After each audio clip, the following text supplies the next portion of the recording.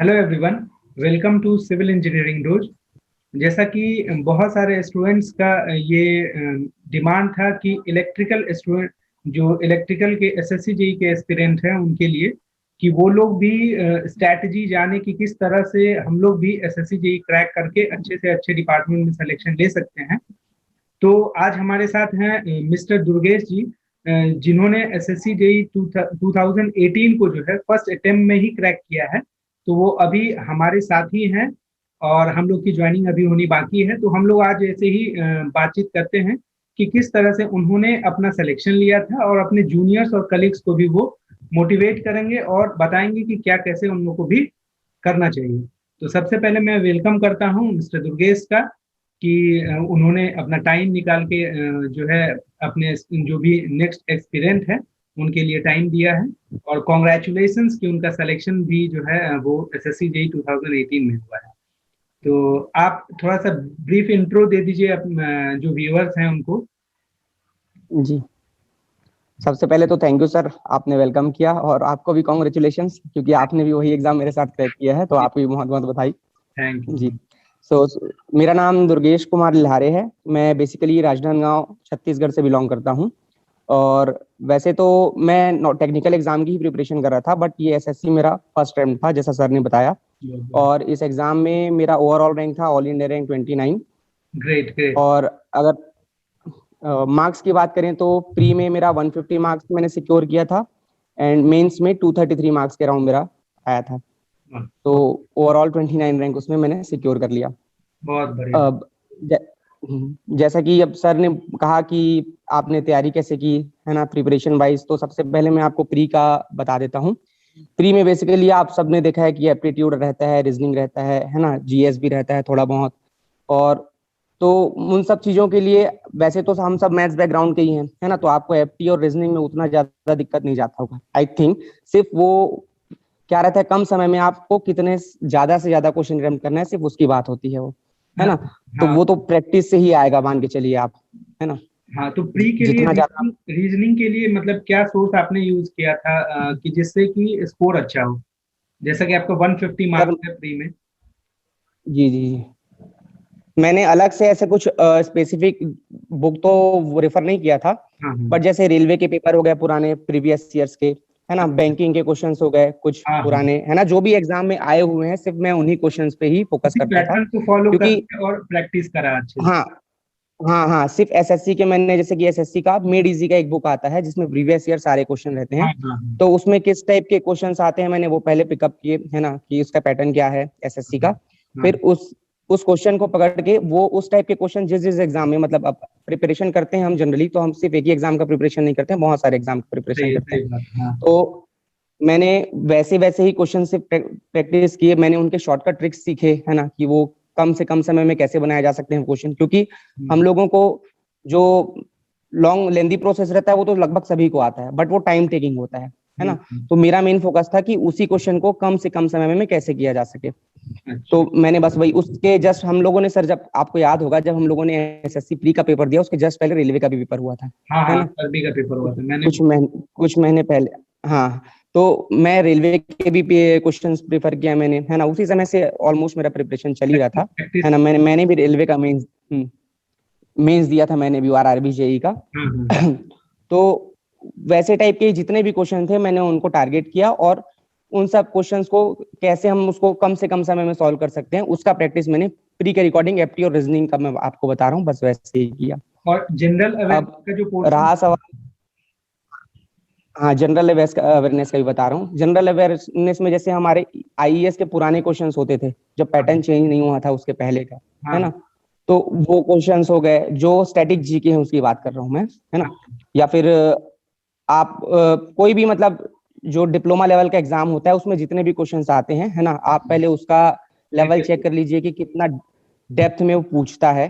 बस उसी उतने ही लेवल में मैंने भी, मतलब जैसे अरिहंत की कोई बुक हो गई, या हमारा स्टेट पीएससी का कोई बुक था, है ना, जिसमें कम, मतलब वन लाइनर टाइप का दिया हुआ था, वो सब मैंने प्रेफर किया उसके लिए।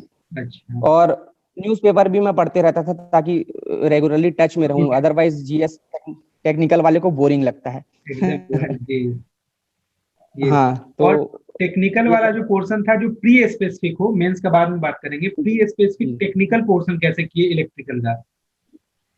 सर वैसे तो मैं 2014 पास आउट हूँ, है ना, यहीं भिलाई से ही। तो मेरा टेक्निकल का प्रिपरेशन तब से चल ही रहा है 2014 से। अच्छा। मैंने एनआईटी भोपाल से एमटेक भी कर रखा है, तो इस पूरे ड्यूरेशन में मैं टेक्निकल का पढ़ ही रहा था, तो वो पोर्शन मेरे लिए थोड़ा सा इजी ही था। मेरे लिए मेन टास्क भाई नॉन टेक का ही था, है ना। मुझे टेक्निकल में उतना ज्यादा दिक्कत था नहीं पहले, बट फिर भी मैं बता रहा हूँ, अगर जैसे कि ये आपका नॉन टेक्निकल का एग्जाम था, और जनरली ज्यादा टफ क्वेश्चन पूछता नहीं है इसमें, डिप्लोमा लेवल के क्वेश्चंस आते हैं, है ना। तो यहाँ भी मैंने वही किया, जो एसएससी का जो मैं प्रीवियस ईयर का क्वेश्चन का एमईडीसी का बुक बोल रहा हूँ, उसमें टेक्निकल और नॉन टेक्निकल दोनों दिया होता है ना। तो उसमें भी मैंने पहले प्रीवियस ईयर क्वेश्चन जितने थे बैठ के मैंने वो लगाए, है ना, और मैंने शॉर्ट आउट किया इसमें से मुझे क्या आता है और क्या नहीं आता है, क्योंकि उसमें डिप्लोमा लेवल का भी क्वेश्चन होता है उसमें, है ना। लाइक जैसे हमारे में हाउस वायरिंग भी होता है इलेक्ट्रिकल में, है ना, वो हम लोग बी में नहीं, बी या बीटेक में उसको हम लोग नहीं पढ़ते हैं, वो आपका सिर्फ डिप्लोमा में होता है वो। मतलब जो एक्स्ट्रा सिलेबस जो एसएससी प्रिस्क्राइब है उसको हम, हाँ, जो एसएससी के सिलेबस में जो था एक्स्ट्रा, है ना, वो सब मैंने पहले फिल्टर आउट किया कि इसमें क्या क्या एक्स्ट्रा है जो मुझे नहीं आता है। मैंने उन सब्जेक्ट्स को फिर ब्रीफली पढ़ा, है ना, जैसे जो भी वीके मेहता की एक बुक होती है हमारी, है ना, इलेक्ट्रिकल में, वहां से और जहां जहां से भी इंटरनेट से हो गया, जहां से भी मुझे मिला वो मटेरियल, जितना भी कंटेंट मिला, मैंने उन सबको पहले पढ़ा आराम से, है ना, उसके नोट्स बना के रख लिए, है ना, जैसे मुझे अच्छे लगते थे उस हिसाब से। और फिर उनको मैंने पहले टारगेट किया, क्योंकि बाकी तो मुझे आता था लगभग, है ना। और मेरे हिसाब से अगर कोई टेक्निकल की प्रिपरेशन कर रहा है तो उसको लगभग बेसिक चीजें तो आती ही होंगी, है ना, क्योंकि आपका एसएससी जेई में ज्यादा टफ क्वेश्चन वो पूछता नहीं है, सिर्फ बेसिक चीजें ही पूछता है ना, जो डुएबल होते हैं। सिर्फ 8 से 10 क्वेश्चन ऐसे होते हैं जो आप कितना भी पढ़ लो आपसे नहीं बनेंगे वो, है ना, चाहे आप आईएएस के क्वेश्चन लगा लो, चाहे आप गेट के क्वेश्चन लगा लो, 8 से 10 सवाल ऐसे आएंगे जो आपको पता ही नहीं चलेगा। ऑप्शंस में थोड़ा सा वेरिएशन करके न्यू टर्मिनोलॉजी को लाते हैं। हाँ, बस बाकी सवाल वही रहता है। मतलब बेसिकली मैं ये कहना चाह रहा हूँ कि आप प्रीवियस ईयर्स के क्वेश्चंस लगाइए जितने ज्यादा हो सकते हैं। आपको जो नहीं आता है उस पर आप मेहनत कीजिए, क्योंकि आपको जो आता है वो इतना आसान होता है एसएससी का एग्जाम की, वो तो बनेगा ही बनेगा, तो उस पर टाइम वेस्ट करने से कोई मतलब नहीं है। जो आता है उस पर मेहनत, तो आप पहले वो प्रीवियस ईयर के पैटर्न देखिए, उसमें से जो आपको नहीं आता है आप उस पर स्पेसिफिकली ज्यादा टाइम दीजिए। मतलब मेरा सजेशन यही है, प्री और आपका टेक्निकल और नॉन टेक्निकल दोनों के लिए, है ना। बट जैसे कि अगर आप टेक्निकल आपका स्ट्रांग है तो मैं कहूंगा कि आपको नॉन टेक्निकल में ज्यादा मेहनत करने की जरूरत है, क्योंकि दोनों में इक्वली मार्क्स हमको मिलते हैं उसमें। हाँ, क्योंकि बहुत ज्यादा इंपॉर्टेंट रोल आज के टाइम में नॉन टेक्निकल का हो गया सिलेक्शन के लिए, क्योंकि टेक्निकल तो करीब सब सेम पढ़ के जाते हैं, और नॉन टेक्निकल में जो है लोग को मतलब जो स्टूडेंट्स उनको लगता है कि 15-20 दिन पढ़ लेंगे हो जाएगा, लेकिन वहीं पे वो हो जाएगा कर लेते हैं। हाँ, और ये नॉन टेक्निकल ऐसा चीज है ना सर कि आपको डेली एकदम से लंबा लंबा पढ़ने की जरूरत नहीं। आप डेली बेसिक मतलब जो रूटीन बना हुआ है आपका, 2 घंटा का नॉन टेक पढ़ना है तो बकायदा ईमानदारी के साथ आप 2 घंटा पढ़िए, है ना, जिससे भी आप कंफर्टेबल हो। मैं कोई स्पेसिफिक बुक का नाम नहीं लूंगा, वो आपका कोई ऑनलाइन यूट्यूब का चैनल हो सकता है, कोई न्यूज़पेपर हो सकता है, कोई मैगजीन हो सकती है, या कोई स्पेसिफिक बुक भी हो सकता है, जिससे आपको समझ में आए और जिससे आपको इजीली आप उसको याद रख सके। ऐसा आप अपना एक सोर्स बना के रखिए और उसको डेली बेसिस पे उसको फॉलो करते रहिए। और नॉन टेक ऐसा चीज है कि आपको लगेगा कि पढ़ लिए, वो 2 दिन बाद फिर भूल जाता है, तो उसको बार बार ना आपको ब्रश करना पड़ता है, बस वही उसका वो है। तो मैं भी लगभग 1.5 साल से नॉन टेक का प्रिपरेशन स्टार्ट किया था, तो मैं वही काम करता था बार बार, तो चीजें थोड़ा धीरे धीरे याद हो जाती हैं। और जो क्वेश्चन उसमें भी वैसे ही हैं कि जो आते हैं वही आते, रिपीट होते रहते हैं उसमें भी, बस इधर से उधर, इधर का कान पकड़े उधर का कान पकड़े, यही चलता है उसमें भी। और प्री के टाइम में टेस्ट सीरीज का क्या रोल है? प्री के टाइम में टेस्ट सीरीज लेना इंपॉर्टेंट है या ऐसे भी हो सकता है? अगर मेरा भी सजेशन वही है, अगर आपको लगता है कि आपका प्रिपरेशन हो चुका है या आपको ऑलमोस्ट 80% चीजें आती हैं, तो आप एक्स्ट्रा चीजें पढ़ने में टाइम वेस्ट मत कीजिए। आप जितना ज्यादा हो सकता है उतना ज्यादा टेस्ट सीरीज सॉल्व कीजिए। और मैंने भी मतलब दिए थे टेस्ट, जैसे टेक्स्ट बुक का एक ऐप होता है ना, उस पे भी आपको मतलब बहुत कम पैसे में बहुत सारे टेस्ट मिल जाते हैं। उसमें रेलवे का, एसएससी का, है ना, आपका गेट का बहुत सारा होता है। तो मैंने रेलवे और एसएससी का जो टेस्ट सीरीज था वो मैं बाकायदा डेली, है ना, कम से कम एक टेस्ट तो मैं डेली देता था उसमें बैठ के। या फिर अगर ज्यादा टाइम नहीं मिल पाता था मुझे तो सब्जेक्ट स्पेसिफिक में, जैसे कि नॉन टेक का ही हो गया, है ना, नॉन टेक में क्वांट वाला पोर्शन हो गया, तो वो मैं उसको लगाता था। एनालिसिस करने में किस स्टेज पे हम लोग अभी लाइक कर रहे हैं वो बहुत अच्छा होता है टेस्ट सीरीज देना। जैसे कि रियल जो हम लोग का जो हाँ वही उसमें हमको पता चल जाता है ना कि हमारा वीक पॉइंट क्या है, तो वो फिर हमारे लिए इजी हो, क्योंकि हमको उसी पे ही मेहनत करना है। एसएससी में क्या है, मैं बार बार कह रहा हूँ कि आपको ऐसा नहीं है कि कुछ चीजें नहीं आएंगी, आपको सब चीजें आएंगी, बस टाइम मैनेजमेंट वहां पास मेन रहता है ना। और ये भी जैसे टाइम मैनेजमेंट की मैंने बात की, तो नॉन टेक वाले पोर्शन में मैं रीजनिंग और जो क्वांट वाला पोर्शन था उसको मैंने लास्ट में अटेम्प्ट किया।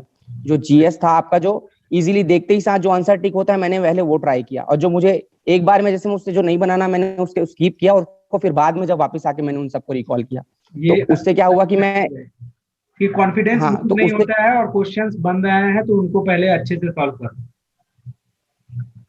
हाँ, और आपका टाइम भी बचता है। अदरवाइज क्या होता है, मैं कह रहा हूँ कि आपको तो सब आता है ना, तो आप उसी में भिड़े रहोगे एक क्वेश्चन में, ये मेरे से बनता है, ये मेरे से बन जाएगा, तो उससे आपका ये लॉस होता है कि आपका टाइम खराब होता है उससे। तो इसलिए है ना, आपको एक बार में जो दिखा आप उसको टिक कीजिए और आगे बढ़िए, है ना। उसमें से जो छोड़ दिया वो भी बनेगा आपसे, बट आप उसको सब चीज होने के बाद आप जब रिलैक्स हो जाओगे उसके बाद आके आप उसको ट्राई कीजिए, क्योंकि अगर लास्ट में वो छूट भी जाएगा तो भी आपसे जितना होना था उतना तो हो चुका रहेगा, मान के चलिए। अदरवाइज उस एक क्वेश्चन के चक्कर में और 10 क्वेश्चन छूट जाते हैं। तो ये मैंने किया था, मैंने पॉइंट वाले पोर्शन को, रीजनिंग को सबसे आखिरी में अटेम्प्ट किया था मैंने।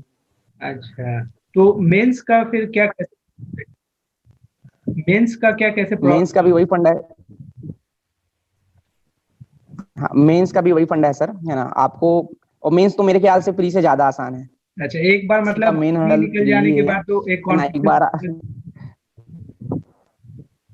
हाँ, आपका पहली बात कॉन्फिडेंस बूस्ट हो जाएगा, और दूसरी बात मेंस मेरे हिसाब से, ये मेरा पर्सनल ओपिनियन है, प्री से ज्यादा आसान है मेंस, है ना। तो उसमें भी आपको मैंने जो प्री का फंडा बताया आपको, आपको फिर से पुराने साल के जितने भी क्वेश्चंस आए थे सिर्फ वही प्रैक्टिस मैंने तो स्पेसिफिक, क्योंकि लोगों को ज्यादा टाइम मिला नहीं था, आपको भी याद होगा, मुश्किल से 15 या 20 दिन ही मिला था बहुत कम। पढ़ने के लिए, है ना। तो उसमें भी मैंने वैसे ही, हाँ उसमें भी मैंने वैसे ही किया, प्रीवियस ईयर जितने क्वेश्चन थे 10 साल के, है ना, जो एसएससी का एक बुक आता है 10 साल का प्रीवियस ईयर क्वेश्चन, मैंने सिर्फ वही प्रैक्टिस किए, और बाकी तो था ही मेरा टेक्निकल स्ट्रांग पहले से, है ना। तो मुझे उसमें उतना ज्यादा दिक्कत नहीं गया। वहां भी सेम, मतलब जैसे कि कुछ एसएससी स्पेसिफिक जो टॉपिक थे सिर्फ मैंने उसी पे ज्यादा वर्क किया, बाकी लगभग मुझसे बेसिक चीजें तो मुझसे बनती ही थी। मतलब जो फिल्टर करना इसमें है। आप ये एक्स्ट्रा कर सकते हैं कि अगर आप, हाँ हाँ, जो फिल्टर करना है वो फिल्टर कर लीजिए। और एक और बात बोलूंगा सर, जिस इसमें आपको ये, अगर आप स्लो हैं लिखने के लिए, लिखने में, तो आपको ना लिखने का प्रैक्टिस करना पड़ेगा। अगर आपकी स्पीड ठीक है, जैसे कि मेरी स्पीड ठीक है ना, अगर मैं कुछ भी लिखूं, है ना, या फिर सॉल्व करूं, तो मैं जल्दी जल्दी कर लेता हूं। तो मैंने अलग से लिखने की प्रैक्टिस तो नहीं की थी, बट जो लोग, जिनको लगता है कि वो लोग नहीं लिख पाएंगे 2 घंटे में, क्योंकि बहुत ज्यादा लिखना पड़ता है उसमें, बहुत कम समय रहता है, और मार्क्स इतने ज्यादा रहते हैं कि आपको लगता है कि आप कुछ भी लिखो तो वो कमी है ना। तो मैंने टू द पॉइंट, मैंने पॉइंट वाइज सारे आंसर लिखे थे। मैंने थ्योरेटिकल, मतलब जब थ्योरी दिया उस समय कुछ भी ऐसे लेंदी नहीं लिखा मैंने। अगर 7-10 नंबर के सवाल है तो मैं 10 से 11 पॉइंट्स एक्स्ट्रा तो मैं लिखा ही नहीं हूँ किसी भी सवाल में। अगर वो 20 नंबर का सवाल था तो मैं 15 पॉइंट ज्यादा से ज्यादा, एकदम टू द पॉइंट, क्योंकि आप टेक्निकल चीजों को कितना लंबा खींचोगे, उसके तो आंसर एकदम फिक्स है ना। तो उसमें सोशल साइंस टाइप का लिखने से कोई मतलब नहीं है उसमें। पैराग्राफ बना के नहीं लिखना, पॉइंट हाँ वाइज सर लिखना बोलिए। अच्छा होता है। अच्छा होता है हाँ, क्योंकि 300 मार्क्स का वो पेपर था, 233 मेरे आए थे, और उसमें भी मैंने लगभग 40 नंबर का मैं अटेम्प्ट नहीं कर पाया था उतना तेज लिखने के बाद भी, है ना, मेरे पास टाइम ही नहीं बचा। अच्छा, तो मतलब न्यूमेरिकल लगभग मेरा 260 का अटेम्प्ट था, उसमें मैं 233। हाँ हाँ सर, न्यूमेरिकल लगभग मेरे सारे सही थे। तो प्रैक्टिस के लिए वही रखेंगे हम लोग की प्रीवियस ईयर क्वेश्चन बहुत अच्छे से करें, जो जब हम पहली बार तैयारी कर रहे थे बहुत अच्छे से। उनके नोट्स को रिवीजन एक बार अच्छे से कर लें, और जितना ज्यादा प्रीवियस ईयर और टेस्ट सीरीज थोड़ा जी अगर जी लगा जी। सकते हैं हम लोग प्रैक्टिस के लिए कि हमारा स्पीड बढ़ जाए, तो वो करना चाहिए। हाँ सर, हाँ सर। और आपको रिवीजन में भी सब चीजों को पढ़ने की जरूरत नहीं है, आप उन्हीं चीजों को पढ़िए जिसमें आपको दिक्कत जाती है। बाकी जो आपको आता है, जिस पे आप कॉन्फिडेंट हो, है ना, क्योंकि वो सर प्रैक्टिस करते समय, पढ़ते समय पता चल जाता है हमको कि ये मेरे से बनता है, ये फलाना चीज मेरे से नहीं बनती है ना। तो आप उन्हीं चीजों को रिवाइज कीजिए आखिरी में, जैसे मैंने किया था। लास्ट एक दिन पहले मैंने जो जो मुझसे नहीं आता था, सिर्फ मैंने उन्हीं उन्हीं को मतलब वापस से रिवाइज किया, सबको मैं पढ़ के नहीं गया था, है ना। क्योंकि अब इतने साल से आप प्रिपेयर, अब लगभग एक आती, मतलब कुछ ही बंदे होंगे जो इस साल फर्स्ट अटेम्प्ट करेगा, या फिर जो लोग टेक्निकल पहली बार दे रहे होंगे कोई exam, otherwise most of the बच्चे तो लगभग सभी पेपर देते ही हैं, या तो अपने स्टेट का देंगे या गेट का देते हैं, है ना। तो वही मैं बोलूंगा, जो आपको नहीं आता है आप सिर्फ उन्हीं चीजों को रिवाइज कीजिए, उससे टाइम भी बचता है आपका, है ना। और उन उन चीजों पे अगर थोड़ी देर पहले जस्ट पढ़ के गए तो वो हम ज्यादा अच्छे से कर पाते हैं हम लोग, तो ये कर सकते हैं आप। अच्छा, तो ओवरऑल जो प्री और मेंस का रहा वो सारा चीज हम लोग देख लिए हैं कि क्या कैसे करना है।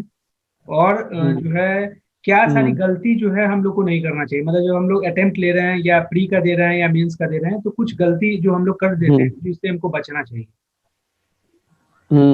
वही मैं कह रहा हूँ सर कि जज्बाती नहीं होना है। जैसे कि आपने कोई सवाल देखा, है ना, वो हाँ। आपको पता है कि जब आप पढ़ रहे थे तो वो आपसे बन गया, है ना, बट आपको बन गया वो चीज, ठीक है, बट एग्जाम में अगर वो चीज नहीं बन रही है तो आपको उसको तुरंत स्किप करके नेक्स्ट क्वेश्चन पे मूव करना है अच्छा। ना। जैसे कि मैं मेंस भी लिख रहा था तो कुछ चीजें ऐसी थी कि लास्ट में मैं फंस जाता था, तो मैं हम्म। उसको, अब हालांकि जज करना मुश्किल होता है, बट मैंने उसके लिए लाइन छोड़ दिए, है ना, 1 से 1.5 पन्ना एक्स्ट्रा, और फिर मैं हम्म। आगे बढ़ गया उसको छोड़ के, वहीं पास ब्रेक करके। तो आप टाइम बचाने के लिए, है हम्म। ना, ये कर सकते हो कि जो चीजें आपसे नहीं बन रही है या आप वहां अटक गए तो आप उसको तुरंत छोड़िए और आगे बढ़िए, क्योंकि ऐसे तो कुल मिला के जज्बाती नहीं होना है, जो क्वेश्चन आ रहा है उसको हम लोग को करना है, नहीं आ रहा है छोड़ देना है, और हाँ लास्ट टाइम में जो है जो जितना बन पाएगा उसको बना लेना है। इससे जो है हाँ, कॉन्फिडेंस बना रहता है और अच्छा मतलब करेक्ट बना लेना है। के चांसेस हाँ जो है ज्यादा हो जाता है। जी, और वही है सर, यहाँ आपको सब आएगा, मैं बार बार कह रहा हूँ, बस टाइम हमको कम पड़ता है।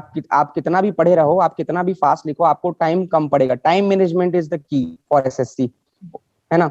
और अगर आपके पास कम समय है, आपको लगता है कि आप ज्यादा नहीं कर पा रहे हैं, तो कुछ मत कीजिए। आप पुराने साल के, चाहे प्री के हो चाहे मेंस के हो, सिर्फ पुराने साल के क्वेश्चंस लगा लीजिए। I think that is enough also. अच्छा, तो ये हम लोग सारा चीज देख लिए हैं कि प्री का कैसे करना है, मेंस का क्या करना है, क्या गलतियां नहीं करनी है। और जो लड़के बहुत लोग डिमोटिवेट रहते हैं इसलिए कि वैकेंसी बहुत कम है और नंबर ऑफ एप्लीकेंट बहुत ज्यादा हैं, तो उनके लिए क्या कहेंगे कि जैसे हम लोग के टाइम में भी करीब एप्लीकेंट जो है वो तो 2-2.5 लाख बच्चे बैठ ही जाते हैं एग्जाम देने के लिए, लेकिन वैकेंसी तो अपने टाइम में भी जो हाँ 1700-1800 वैकेंसी, जबकि अब तो और कम वैकेंसी आ गई, तो वो लोग कैसे मोटिवेट रहे कि क्या करे उस चीज के लिए कि उनको जो है ये सर, मैं आप मैं आपको अपना पर्सनल एक्सपीरियंस बता देता हूँ इसमें, है ना, तो मोटिवेशन के लिए। सबसे पहली बात तो आपको एसएससी, ये ऐसा तो नहीं है कि इस साल हो और आने वाले 4 साल तक नहीं होगा, जैसे स्टेट के एग्जाम होते हैं वैसा टाइप का। तो सबसे अच्छा मोटिवेशन के लिए हमारे लिए सोर्स तो यही है कि ठीक है सीट कम आ रही है, बट इस साल भी हुआ है, अगले साल भी होगा, उसके आने वाले साल में भी होगा, है ना। तो आपको मतलब चांस मिलेगा। आप इस साल अच्छा नहीं कर पाए, हो सकता है कि आप नेक्स्ट ईयर बहुत अच्छा कर लो, ठीक है। और मैं अपना पर्सनल एक्सपीरियंस इसमें ये बताऊंगा कि हो सकता है आपका एसएससी ना निकले, है ना, हो सकता है कोई और एग्जाम ना निकले, बट अगर आपकी किस्मत अच्छी रही, तो जैसे मेरी किस्मत अच्छी थी, रेलवे का पेपर मैंने प्री निकाला, मैंने मेंस भी दिया, but due to some reasons वो मेरा मेंस 1-2 नंबर से रह गया। उसके तुरंत बाद, है ना, 8-10 दिन के अंदर मुझे एसएससी का भी मेरा नोटिफिकेशन आ गया, मैं तुरंत उसमें भिड़ गया, है ना। तो आपका रिदम हमेशा बना रहेगा, अगर आप पढ़ रहे हो कॉन्फिडेंस के साथ, है ना। अगर आप ठीक है, मेहनत तो आपको लगेगा ही, है ना। आपको लगता है कि आपकी किस्मत अच्छी नहीं है, बट हो सकता है कि एक समय ऐसा है जब वो एग्जाम आपके लिए ही बना होगा। करना हो तो ये। ऐसा कोई चांस, हाँ, ऐसा कोई चांस आपको भी मिलेगा कि अगर आप एसएससी में नहीं कर पाए तो हो सकता है कि जस्ट उसके 8 या 10 दिन बाद, 15 दिन बाद, 1 महीने बाद कोई और एग्जाम होगा, आप उसमें एक्सेल कर जाएंगे, सही बात है, यही होता है। और है जब एक ना। लेवल ऑफ तो प्रिपरेशन हो जाता है हमारा तो बहुत सारे एग्जाम एक टाइम में मोटिवेशन निकल जाता इसलिए लूज नहीं करना है सर। जैसे कि अभी 2 साल ना आ गया है तो लगभग ऑलमोस्ट 30% बच्चों का तो प्रिपरेशन बेकार हो गया होगा, है ना। बच्चे बना हुआ होगा उनके लिए बहुत बेनिफिशियल है, बहुत ज्यादा एडवांटेज है। अगर कोई भी एग्जाम आए तो वो इजीली क्रैक कर जाएंगे। तो आप हल्का सा भी नेग्लिजेंस दिखाएंगे, है ना, और डीमोटिवेटेड हो गए तो आपकी जगह फिर कोई और लेके चले जाएगा, क्योंकि ऐसा नहीं है आपको नहीं आता है, सिर्फ टाइम है वो सीखने का, क्योंकि आपको भी उतना ही आता है, मुझे भी उतना ही आता है, और जो बच्चे हमारी आवाज सुन रहे हैं उनको भी उतना ही आता है। 3 घंटे का गेम है ना। अगर वो 3 घंटा अच्छे से हो गया तो आपका हो गया उस समय। चलिए, बहुत अच्छा लगा मिस्टर दुर्गेश से बात करके। आगे भी जब हम लोग ज्वाइन कर लेंगे तब भी अपने एक्सपीरियंसेस को जी शेयर सर। करेंगे। इनको जो है मुंबई में इनका जो है चांसेस है पोस्टिंग हो उधर वेस्ट में, और तो हम लोग जो है इसी तरह से फील्ड एक्सपीरियंस जो होगा, जो हम लोग चीजें सीखते हैं उसमें, वो सारी चीजें भी आप लोग के साथ शेयर करेंगे। तो इसी बातों के साथ हम जो है थैंक्स बोलते हैं मिस्टर दुर्गेश को कि जिन्होंने अपना टाइम दिया, बच्चों के साथ अपना एक्सपीरियंस शेयर किया। कि वो लोग भी इसी तरह इस एग्जाम में लगे रहें और एक ना एक दिन जो सरकारी नौकरी बोलते हैं वो सरकारी नौकरी लेके रहें। Okay, thank you. चलिए, ये तो हो गया, आज तो बहुत थैंक यू सर।